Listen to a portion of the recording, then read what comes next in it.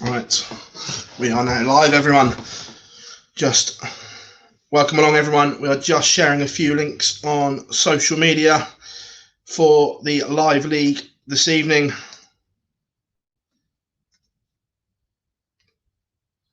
Let the room fill up. How are we all doing? Welcome along, everyone. Let's see who is in the chat room. Done my bit, mate. Evening, everybody. How are we all doing? Welcome along. Just sharing that link as well. Let me get this up as well to make sure we're live. Hope everyone is good and looking forward to the live league final this afternoon. Welcome along, everyone. Hope everyone is good and well. Mace, it's been brilliant action so far. Yeah, it's been long, but I mean, I'm absolutely pooped. I don't know about the players, but they must be out on their feet, especially the two lads that have came through the 5-day process, 3 early mornings and 2 evenings. And we had a surprise, of course. Jared Coyle, it looked like it was going to be Wolfie and Jenks, but Jared was superb, wasn't he? He won 3 on the spin and yeah, played really well. We see that in the locker, though. He's a very talented young man. Just needs to find a bit of consistency. Yeah, like most young players, he's just got no B game yet. Yeah. Very tidy A game. His double percentages were way down on everybody else's. I think he was pretty much bottom, if not actual bottom.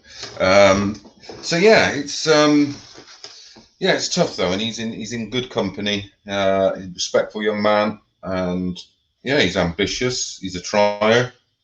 He's got a great private number plate. When I was his age, I think I had a BMX. I was going to dance on a BMX. But yeah, nice kid, and I'm pleased for him. And he will, as we've seen in the live league we did originally last year from home, he was at a bit of disadvantage. He was playing in his conservatory, and we had a hot summer.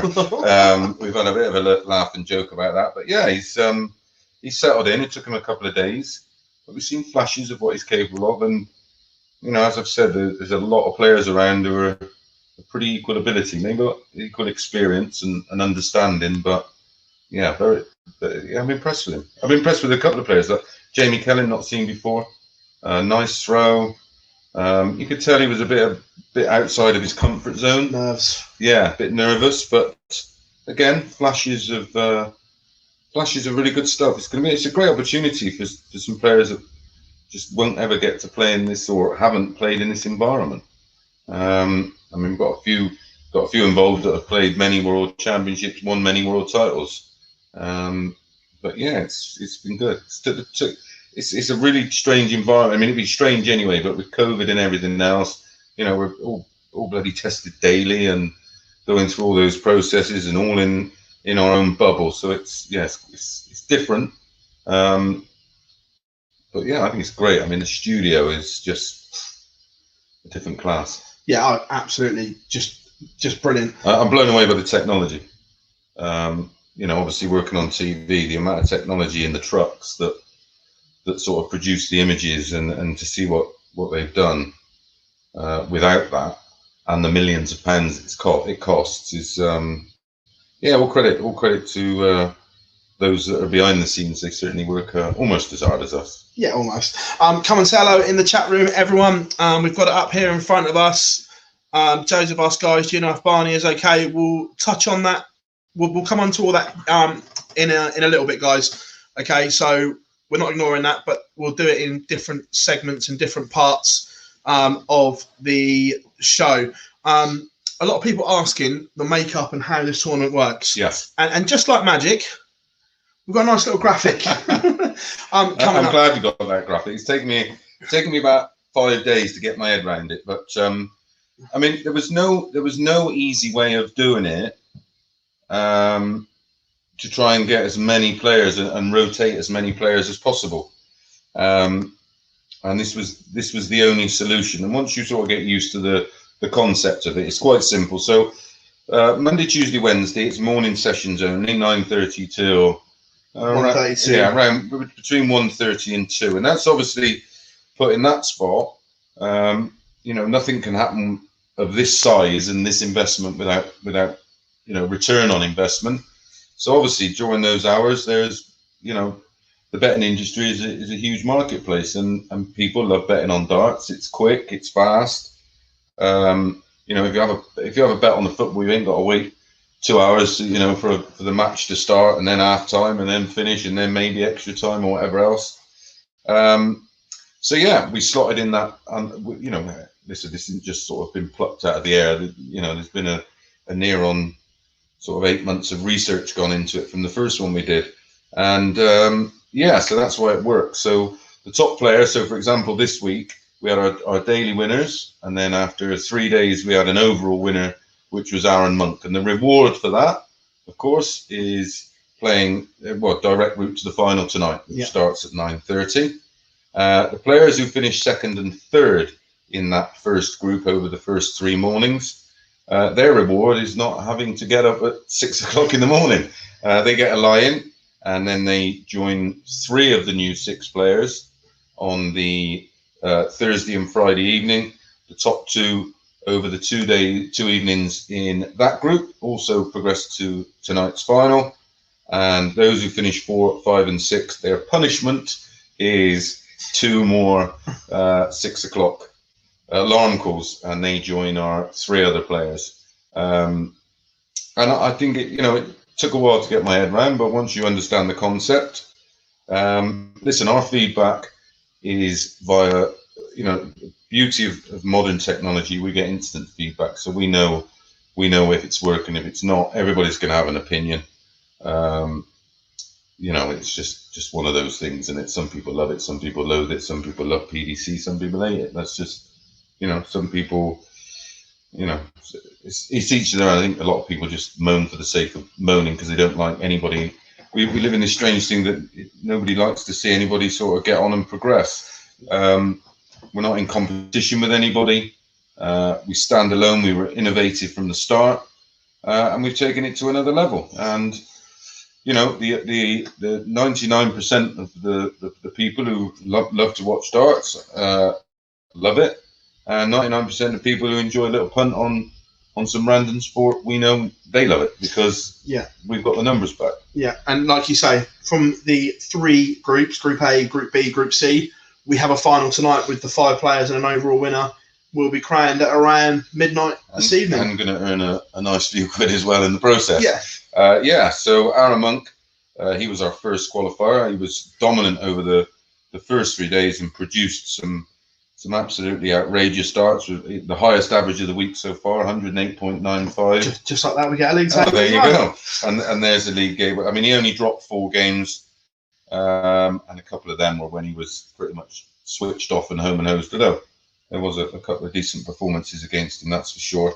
But yeah, he was well, I say dominant. I mean, Martin was only one win away from him. And then Martin Adams and Jared Cole joined Aaron, and then our 2 morning sessions produced the other 2 finalists, which are Jason Askew. Jason played last night, didn't he? Yeah. So that is that one, I think. There we are. Yeah. So Martin and Jason Askew came from the evening session, and Jared Cole and Scott Marsh came from our morning session. And Jared Cole was way behind going into the final morning session, but really did find some great form, and he's in good company. Yeah, I tell you what, that group was an interesting one for me. Jenks was disappointing this week. Monday and Tuesday he was trying different darts out, wasn't he? We didn't see vintage Jenks. No, he wasn't as good as he was last summer, and he didn't play very well at Q School. He can't quite work out why. I mean, players are not playing a lot. I mean, the biggest evidence of that for me was Fallon. I mean, she struggled early doors just to get a bit of form going. Once she got a bit of rust off, back end of Friday. Yeah, I mean, the Thursday she produced an average in the final game of just shy of 100. Yeah. I mean, I don't care what environment or what, where, when, and who, male or female. Anything around 100 average is absolutely outstanding. and we're using almost regulation boards in Winmore. They're certainly not as big as the unicorn one, in my opinion, but maybe that's just a visual thing. So yes, I mean, she's not picked up a dart since Q school, because there's very little darts for people to play in, which is why this is dropping in a great time for the upper echelons of the sport is in great shape. The players are getting runouts in Pro Tours. We've just had another Super Series, where everybody else, I mean, the guys on Challenge Tour, we've got a few of them involved in this. Well, a lot of them involved in this. They've had no darts, they've had no income, and this is income and practice. Yeah, 100%. And like we say, we're looking forward to tonight. Let's have a quick look in the chat room. Charlie, hope you're well, mates. All good. Wayne says, any new players for next week, please? We'll come on to that shortly. Yeah. But there's certainly a lot of new bodies coming in next week. Yep. Carl says, surprised you aren't making an appearance, Mace. Well, you never know. There was a rumour that you were going to have a little practice. Yeah, I had a throw for the first time in 9 months the day before yesterday for 15 minutes. To be honest, we've been so busy that and by the time the afternoon comes around, I mean, I'm up at 7 and we're doing all sorts of preview stuff, bits of research, few interviews online, a few radio interviews. By the afternoon, I just want to climb into my pit. But yeah, there's a lot of talk about putting together maybe I don't consider myself a legend before anybody, wants to go on about that, but there's a lot of talk about putting together a couple of one-off specials with, maybe myself and obviously Martin involved because of our sort of epic, and maybe Ted Anke, Richie Burnett, who is involved next week. Les Wallace, another player who's going to be involved. Yeah, so just some people from way back when, maybe Lowy and Keith Deller. I mean, there's so many. Bob Anderson. Yeah. Even Dave Whitcomb, maybe Peter Everson, maybe. Yeah. They can all still throw a dart. No one's going to expect us to be going up there and hitting 100 averages, except Martin. I don't think he should be allowed to play personally. But yeah, I think it would be good fun, and there's enough interest. So yeah, now I've sort of had my week 1 in the hot seat. I'm off next week, so I'm going to be doing weeks 1, 3, 5, 7, and so on. Nico's in next week, isn't he? Yes, Nico's in next week. Nico will play, of course, a former major winner. Yeah. Well, it depends. He might still be a bit too good. Yeah, I might have to handicap him in some way. Yeah, we saw him last year. I might have to take him out the night before or something. Yeah. We saw him last year when he was played at home, although the shoulder injury was there to see when it was on. Yeah, it was still magical. Yeah, when he was right, he was right. I mean, Martin Adams last year was just scary, ridiculously good.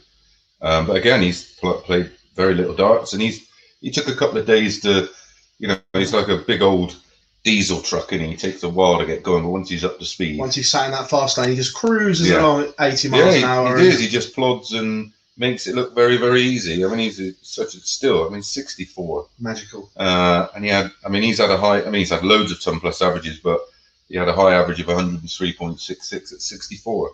Magical. I mean, that's just testament to how good a player he was and still remains to be. At times I think, geez, times he could be you see them averages go and you think, I mean, it's almost as good as he was at his peak. And sometimes better even. Don't get me wrong, I know talking to him in and around the venue, we speak to him whatever, and he's got absolutely no regrets in his career. But no, and that gets, I hate that thing. He bottled it, and he was never good enough. I mean, listen, as good as the internet is for some things, more often than not, people's opinions are just vile, and more often than not, they know absolutely nothing about the game. Put it this way: if I ask, I don't want to ask Dave, who rarely leaves his mum's box room. I'll ask Phill Taylor, what do you think of Martin Adams? I'll ask Barneveld. I'll ask Priestley. Yes, there was a little bit of I mean, I think the animosity was made up through rumors and Chinese whispers.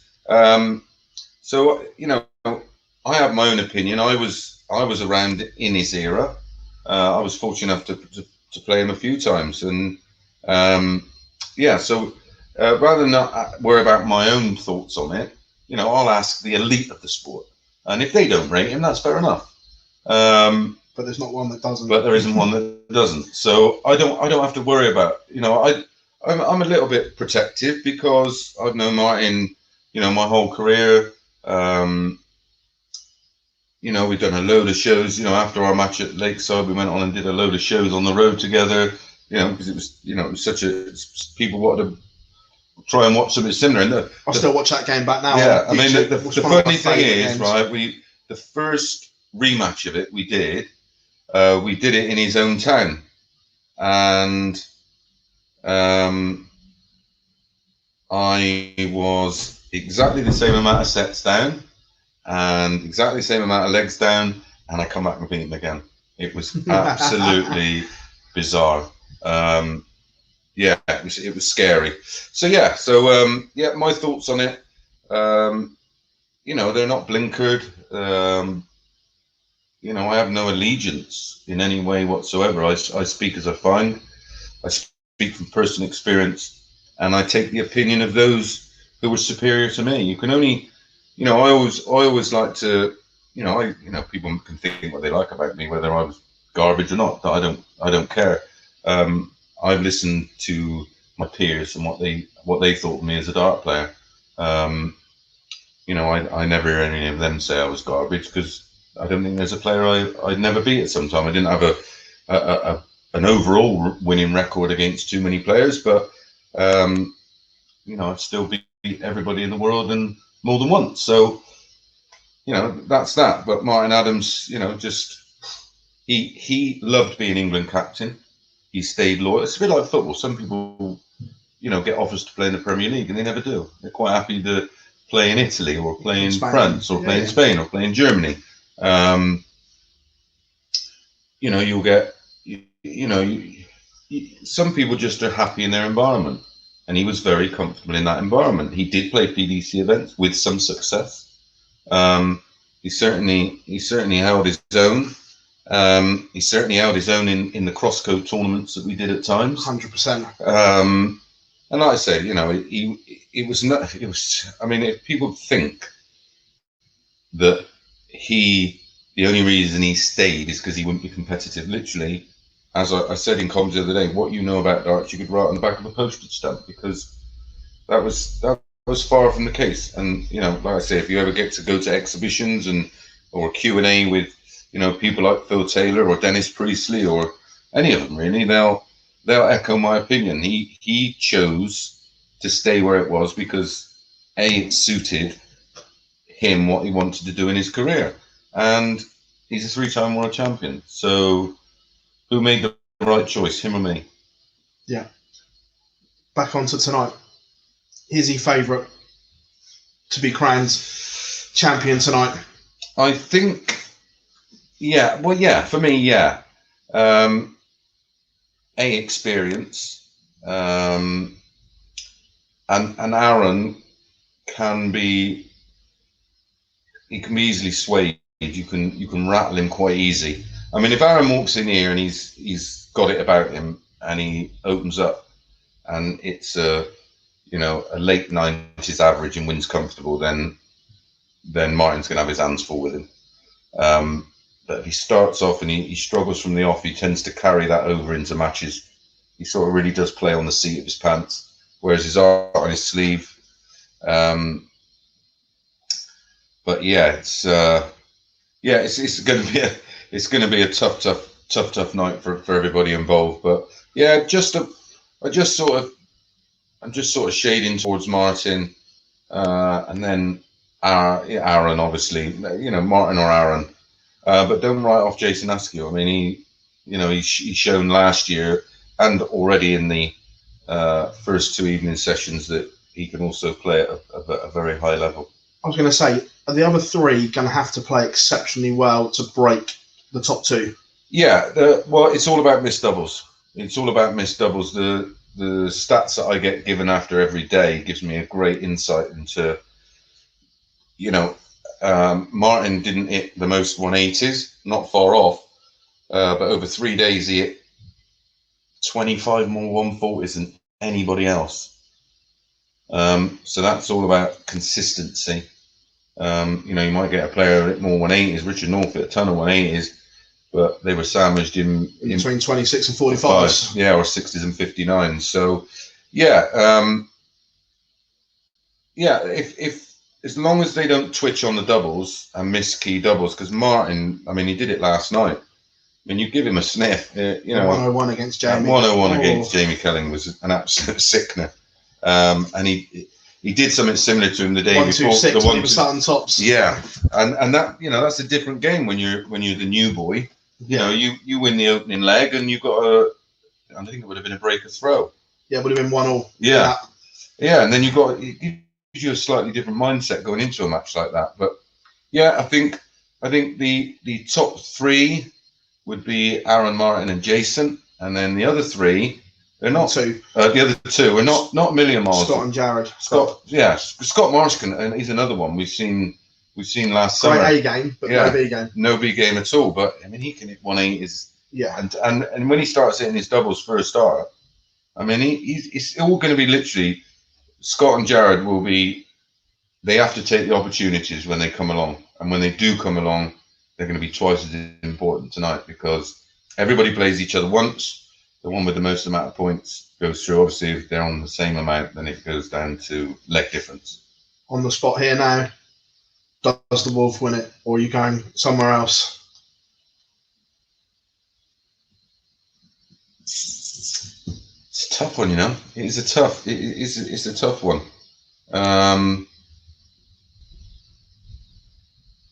No, I think Aaron's going to win it. Oh, he's gone for the monk. Yeah, I've gone for monkey. I think not with.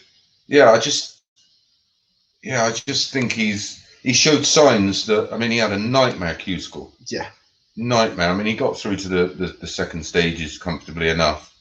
But just gifted games away in the second stage. He just didn't show up. The scoring power wasn't there. Again, though, like Andy at the start of the week, Andy made a few changes to his darts, and the darts that Aaron was using at Q score were absolutely horrendous. It was a Peter Wright job. Yeah, it was a Peter Wright job. Yeah, absolutely. And the thing is, darts actually fly through the air in different environments and different temperatures and everything else. So, yeah, I just think Aaron's got it about him, and I think he might just pinch it. There won't be a lot in it. That 100%. Can I say that to everyone in the chat room? Yeah, Lendl from FDI. Everybody. How are we doing? Boise's in. Mike's in. How are we doing? Daniel. Patrick says, will there be some European players outside the UK in the tournament in the coming weeks? Well, as soon as we're allowed. Hopefully, Patrick. Yeah. Look, obviously, everyone knows the roadmap of the UK and everything like that. It's a little bit difficult at the moment. But long term, yes, once people are allowed to travel again, 100%, mate, that it's not just going to be limited to the UK. I mean, we've got over 60 players signed up at the moment. We want the best players. 60 players that are available to us. We want the best players outside the 128. So long term, yes, 100%. Once there's no quarantine issues and everything like that, which hopefully won't be too far away. And Patrick also asked why isn't it on earlier, so it doesn't clash with the football, mate. So basically, we go once the football's done for the day.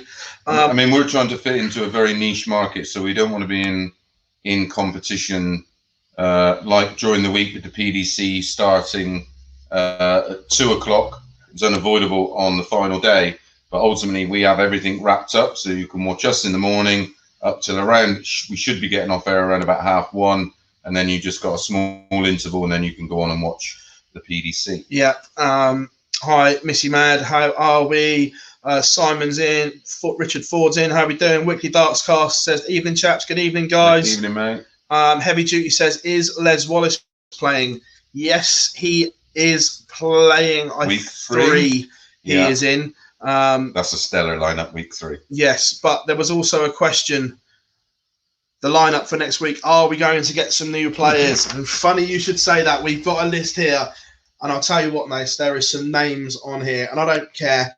Everyone knows I'm biased towards this, but I can't wait. Richie Burnett. Oh my God. Is in next week. So I'm gutted actually, because we were due to start a week ago when we had some ongoing issues. So I should have been doing. I think I should have been doing this week, but well, next week should I say? Because I'd love to have been commentating on Richie, but he'll be in it more than once anyway. So Weekly Daskar said, "Mace, any peanuts tonight?" No peanuts, mate. I keep getting caught eating them. Right, so Monday to Wednesday next week. Keep them fueled. They're not quite like Josh Payton's, but Monday to Wednesday next week, we will see Daryl Fitton, Barry Bates, Richie Burnett, Robert Thornton, Joe Davis, World U finalist, and Jamie Caven. What a six that is for Monday to Wednesday. Yeah, and it's a real mix. Yeah, it's a real mix of players.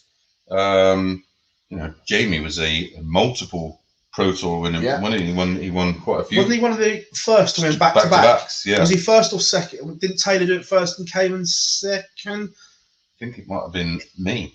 Was it you? I know in the old ones, because I won a UK Open qualifier. Yeah. And then the following week I won the one in Ireland, which was equivalent to what's a Euro Tour type thing now. But as in the weekend when they're Saturday, Sunday. Yeah, was he first or second? But he was one of them. Didn't he win the Sunday and then win the Saturday though, or did he win the Saturday? I thought he won Saturday, Sunday. Yeah, I think he was. I think behind Phill, he was the first one to do it where they were Pro Tours. Yeah. So that's the Do you know how much I got for mine? Go on. $3.5 grand for both. They were 35 grand now. So yeah, that's Monday to Wednesday, and then 3 players coming into the mornings Thursday and Friday. We've got Adrian Gray, Diego Portela, and the Queen will return, Fallon Sherrock. Yeah, we'll see a much better version of Fallon because she will have gone away from this and had a bit of a practice. Yeah, and then in the evenings for Thursday and Friday, Colin Monk, Paul Hogan, and this name excites me because he is setting the world alight at the moment. Chaz Barstow. Yeah, he really did come to prominence. I mean, those in the game knew a little bit about Chaz. He's had a little bit of a stop-start career, but his performance in the Pro Tour this week or last week was just ridiculous. And as I said, and I've said many times before, there is so many of these players who are capable of hitting these huge averages when their game evolves, and if they take those couple of steps needed in being a little bit more consistent. I mean, what a talent he is, but it's a great lineup. Robert Thornton, a 2-time major winner. Richie Burnett, of course, world champion. Daryl Fitton, he won the world trophy. Yeah. I mean, he's won loads of things. Late side semi-finals. Yeah, 9 darters. 9 darters on TV. He's had 2, hasn't he? Yeah. Joe Davis, World U finalist this year. Lost in the last leg to Bradley Brooks. Barry Bates. I mean, it's Colin Monk, former world semi-finalist, lost to Barney. Yeah, world master. Paul Hogan, the professional amateur, as he should be re-nicknamed. So lots of great ones there. Lee says, I've no idea how much caffeine you guys have had this week. Oh, it's a lot. Yeah, a lot. Too much. A lot. There's some great questions here. Well, I didn't think we'd see Les Wallace playing. Yeah, look, I don't know this. I haven't seen it. But he's been playing really well locally by all accounts. So let's see McDanger and second best left-hander ever, isn't he? James Wade. Don't tell Webby that. Yeah. Oh yeah. Oh yeah. Sorry about that, Webby. Someone says, would you consider putting on Legends event? There's talk about it. Yeah. Let's talk about varying it all up and everything. Yeah. There's something that will happen in it. We'll try and do. Well, I'm not speaking on behalf of the governors, but listen, there's definitely some mileage in it. There's definitely some interest. It may drop in where we do a Friday, Saturday, and Sunday night, something like that. I think, the interest is there. And we'll probably try and do it a little bit different where, Barzy and Little Richard can interview the players in between the matches and, just find out what they've been doing and what's been going on. But, there's definitely something going to happen. Yeah, Simon asks if Mace isn't there next week, who's on comms? Nico goes into comms box next week, guys. Yeah, Mark Webster, Colin Lloyd. We will see Webby in some shape or form, yes. Lloydie, not at the moment. He been asked, but hasn't played for a fair amount of time, so he doesn't.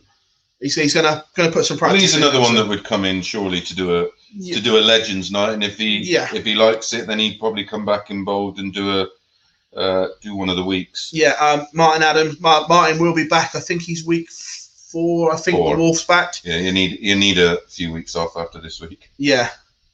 Good question from Boyce. He said, "Who would win a pairs game, the Richardsons or the Monks?" Probably. I know we should do that. Probably right now, I'd back the Richardsons because we don't know how Colin's playing. We don't know how Colin's playing, but if they're both at their best, the Monks. Yeah. Colin Monk was an incredible player. Someone asked, "Will the power be in it?" Stay tuned. Not when I'm playing. Not a chance. I'm not. Is he not allowed in the Legends one? No. We drag him in to do some commentary or something. I'm not. Listen, I retired because I got fed up with him giving me a pumping. I'm not playing. I'm not giving him that chance again. Although I played him at one of Jess's events, and oh my God, he still loved that. He still loved beating me. Yeah, Colin Osborne is also playing yet. He's week 3, I think, as well, if I remember rightly. Look, there's some great names coming up. Yeah, both Richardsons are in. Yes, they're in week 3. Yeah, 100%. Josh and James. Good to have them along. James, of course, beat Barney, didn't he? At the Worlds, and Josh won the BDO World Youth. World Youth. I wonder if they've tried to get the trophy back off him. That's a good question. That's not a 9-hour round trip, so it doesn't matter. No. Sorry. Shouldn't go there, should we? A lot of people asking about the merch that I'm wearing. Yes, look, guys, we're working on it. We said on the live lounge that the last month has been absolutely chaos, but it is on our list. Now we've got no PDC for a couple of weeks, so we get a chance to clear decks, and we will get some. Yeah, we've got a bit of breathing space now between sort of, well, especially for you, the Premier League starting, because obviously you cover all of that. Yeah. There's loads more interactive stuff to come. There's going to be giveaways. We're doing a giveaway tonight, actually. We might as well get that in there. Yeah, we are. As soon as play's done tonight, we'll get a picture up on social media, but the board that they are playing on this evening will be signed by all 5 of the players to give away. And it'll be COVID safe as well. Yeah, got gloves for them to sign it with. Yeah. Someone asked again, who do you think is going to win tonight? Mace has gone. You've gone Wolf, haven't you? I've gone the Wolf. I just can't see past the Rolls Royce. And it is. It is actually. That's a good thing. Good way of describing it. It's all about the early games for me. I think if Aaron gets his tail up and he doesn't get frustrated, it's going to be close. It's going to be close. Yeah, and again, someone that's just joined us said who's playing next week. So we'll go through it again quickly for you. The 6 players that are playing Monday to Wednesday: Daryl Fitton, Barry Bates, Richie Burnett, Robert Thornton, Joe Davis, and Jamie Caven. And then in the 3 new players to the morning section halfway through will be Adrian Gray, Diogo Portela, and Fallon Sherrock. Go on. And then in the evening, Colin Monk, Paul Hogan, and Chaz Barstow. The second game on Monday is Richie Burnett versus Robert Thornton.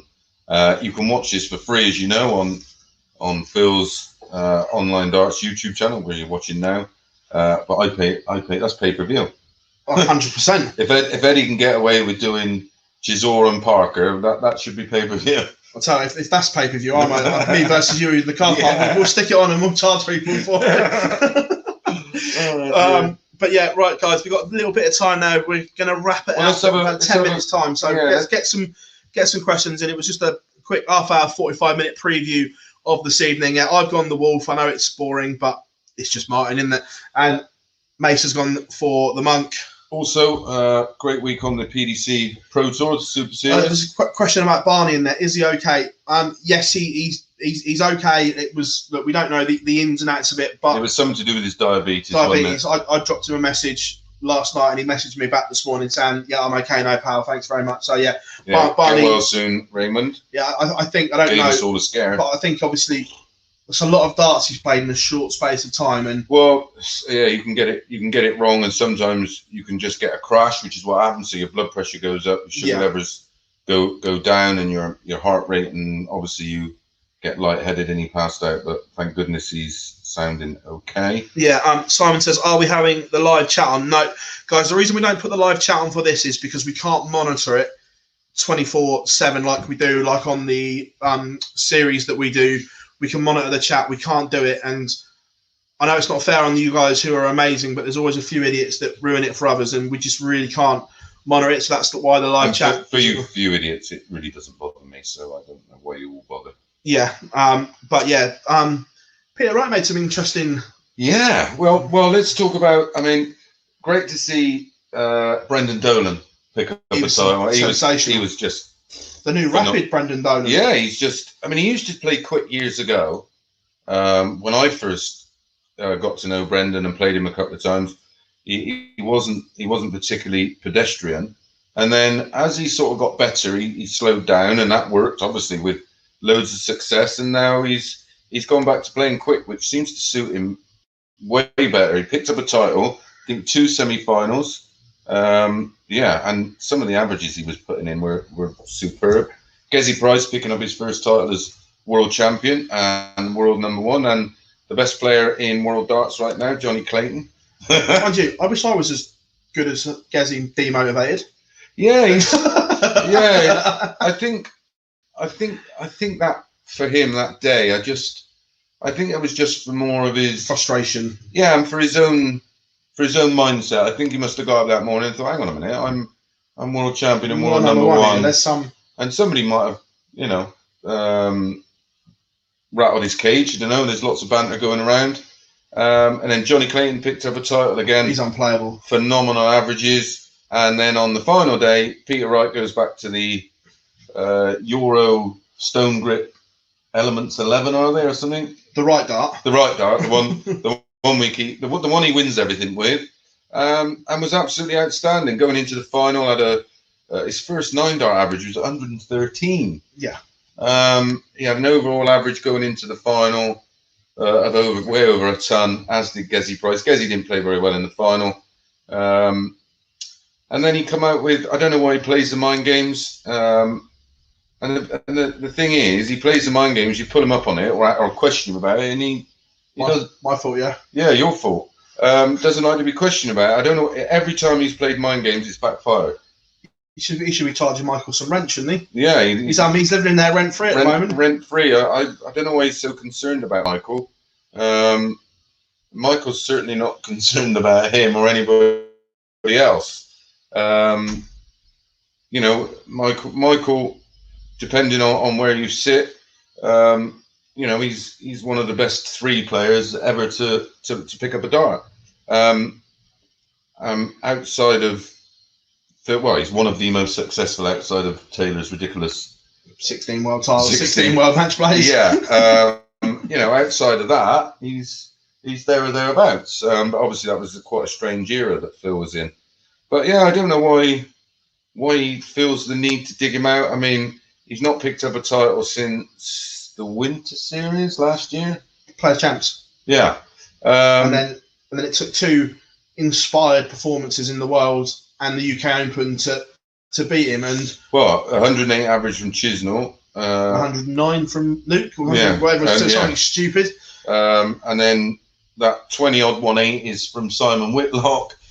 His running average is, still up around 100. Well, this was the bit that interested me, because Dart Connect is brilliant now. There's no hiding. Where before people say, "Oh yeah, I lost 6-3, but I'm still averaging like all of those going into Q school, averaging like 100 and that on online darts." Darts. But for the last 3 months, MVG still tops the top of the running averages. Yes.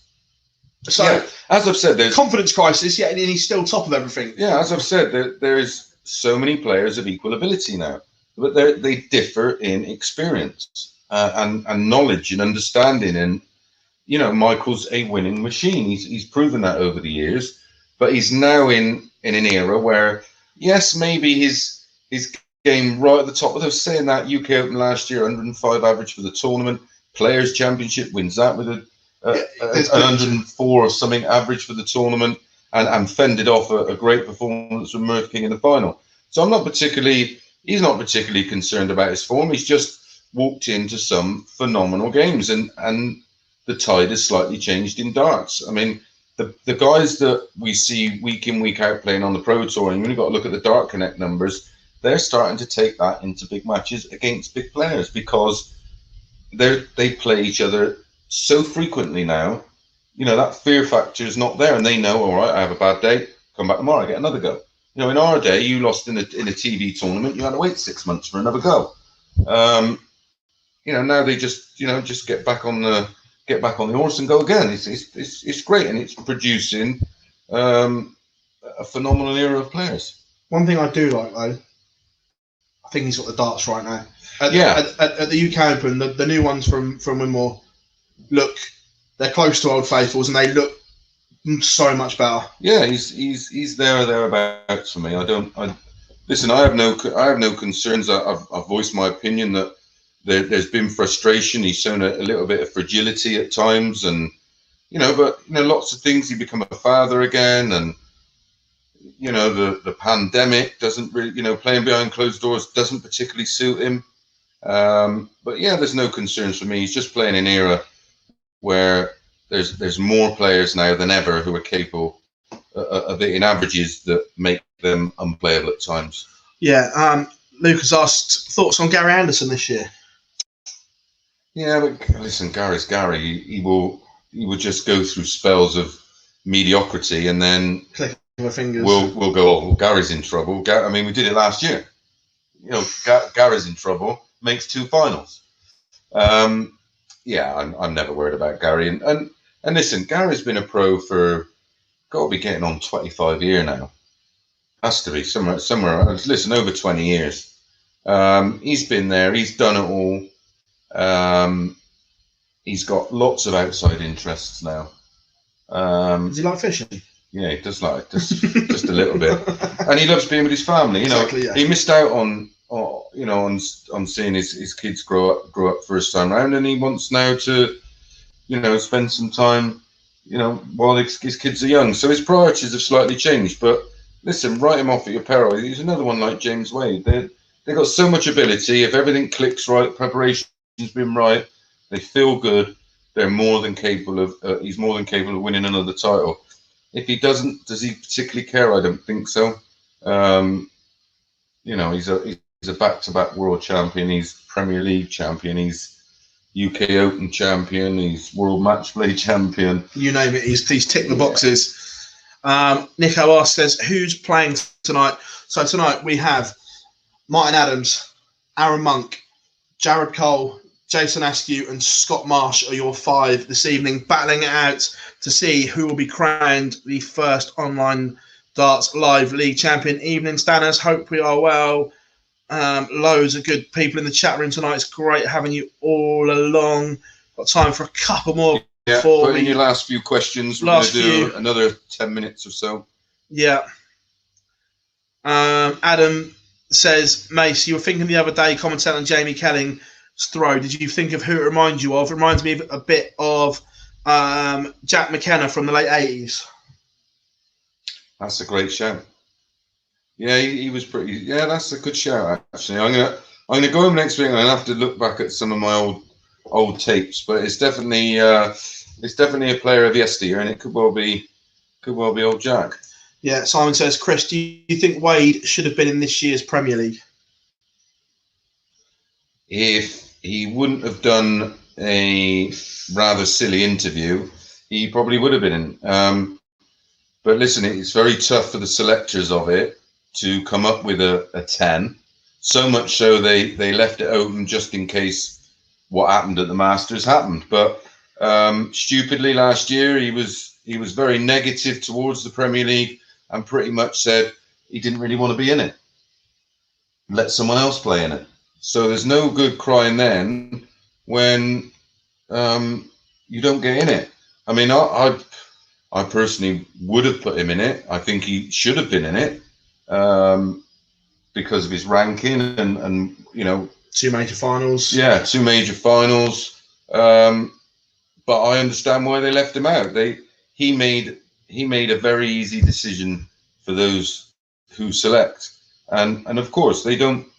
And what you've got to be careful of now is especially with social media and the amount of people who watch are involved in darts and the sponsorship, they don't want to put someone in it who was negative towards the event, just in case they we've seen it before. People have been picked and go, I don't really want to be here. I mean, you can't. I mean, it's such a prestigious and a high-profile event, and it's their, it's a huge commercial element to the side of the brand. So, you've got to have people that are going to try every time. I'm not saying James wouldn't try, but, if you say you're not really interested, they're not going to put you in it. We're going to finish up on this because it's about the Premier League. What you've just said there, World Championships there. Match play, Premier League match play. Which way around do they go? Match play ahead of the Premier League every time. Doesn't even come close. How are we doing? All right, Aaron. Yeah. So there's the man. There's my tip. Looking fresh, first man in. We are live, Aaron, so don't swear. Don't swear. On. But Monk is in the house. Easy. Looking in good shape. For me, World Championship, Premier League. Premier League doesn't go ahead of the World Match Play. I probably have the UK Open ahead of the Premier League. Premier League is a real showpiece event. So are you saying this magical Triple Crown doesn't exist? Well, only in Mardle's head, I think, because they're on Sky. Anything that's not on Sky is not a major anyway, mate. You know that. But no, I mean the Premier League. I mean, listen, the prize money's great, but ultimately, it's very hard to put it ahead of especially a match play, a 9-day long tournament. The Worlds obviously is the most prestigious of them all.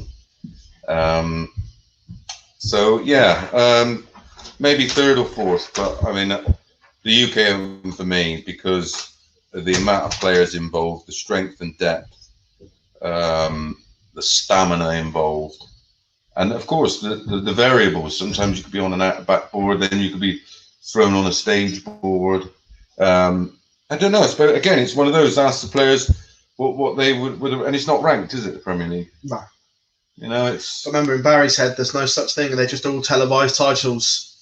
Yeah, that's fair enough. But then, do I class the Masters as a major? No, but if they, I mean, it was great to see them extended it again. It was good. It was a success. It worked. I mean, I did speak to. I was in Matt Porter's ear about making it 28 and having 4 qualifiers, and he was like, he stared to the heavens, because if we had 32 in it, it would be a Masters, and we could rank it, and then it does sort of become a major. Especially we could add another session to it, and Grand Slam, of course. I mean, would I put the Grand Slam ahead of the UK Open? Back in the day, yeah, but now obviously there's no more BDO. Slam's lost a bit of sparkle because it was the BDO element that made it. The same as the UK Open is the FA Cup of Darts. Well, back then as well, we had a relatively decent top 16 in the BDO. With all due respect, that's not the case now. There's no real strength and depth at the moment. Well, mainly because they don't have any tournaments. Torremolinos. Yeah, Torremolinos and Cyprus. Northern Cyprus Open. If you're a time traveller and you can go back to last October. 2 ranking events. Yeah.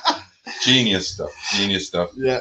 Right, guys, we're going to wrap it up because obviously we've got to get ready for tonight's showpiece. 9:30, the first game on. Who will be crowned the very first online darts live league champion? We will find out this evening. Mace on commentary, and we will see you all then. Thanks very much for joining us, everyone.